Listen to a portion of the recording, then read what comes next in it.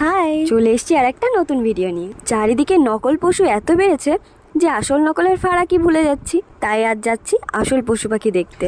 ভোর ভোর উঠে স্নান করে রেডি হয়ে বেরিয়ে পড়েছি আমরা চারজন। নাও চলে এসেছি স্টেশনে। আমি তো ভেবেছিলাম সেরকম লোকজনই থাকবে না, তো স্টেশনে এসে তো দেখি না, সেই কত লোক। তারপর একটু দাঁড়ানোর পরেই ট্রেন চলে এলো।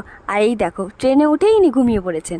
ঘুরতে যাবে বলে খুব সকাল সকাল উঠেছে, তো ঘুম হয়নি ঠিকঠাক, ওই জন্য ট্রেনে উঠেই ঘুমিয়ে পড়েছে। বেশ খানিকক্ষণ যাওয়ার পর ট্রেনটা যখন গঙ্গার পাশ দিয়ে যাচ্ছিল, চারিদিকে প্রচন্ড কুয়াশার মধ্যে গঙ্গাটাকে কিন্তু খুবই সুন্দর লাগছিল। তো যাই হোক, এবার ট্রেন থেকে আমরা নেমে গেছি প্রিন্সেপ ঘাট। এখান থেকে আমরা বাস ধরবো। আর আমাদের সঙ্গে ছিল মামারা, তো আমরা এই কজন মিলেই গেছিলাম। আমার বাবাকে কেউ একজন বলেছিল যে প্রিন্সেপ ঘাট নেমে তারপর ওখান থেকে গেলে খুব কাছে হয়, তাই জন্য আমরা গেছি।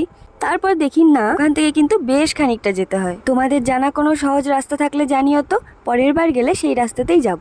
তো যাই হোক, স্টেশন থেকে বেরিয়ে তো আমরা বাসে উঠে পড়েছি। আর ওই বাস কাকু এত জোরে বাস চালাচ্ছিল, আমার তো মনের মধ্যে বোঝে না চলছিল। কিন্তু যাই বলো, কলকাতার বাসগুলো দেখলে কিন্তু একটা পুরোনো দিনের ফিল আসে। তো যাই হোক, অনেক ভুলভাল বকে ফেলেছি, এবার বাস থেকে নামা যাক। কি ভালো কপাল আমাদের, দেখেছো, বাঁধিয়ে রাখার মতন। আমরা বাস থেকে নেমেছি আর বৃষ্টি শুরু হয়ে গেছে। ঘুরতে গিয়ে বৃষ্টি হলে কার ভালো লাগে বলো তো? দাঁড়াও, পুরো ঘোরার ভিডিওটা একটা ব্লগে দেখলে চলবে? পরেরটা তো দেখতে হবে। তাই আজকের ভিডিওটা এইটুকুই, দেখা হচ্ছে পরের ভিডিওতে।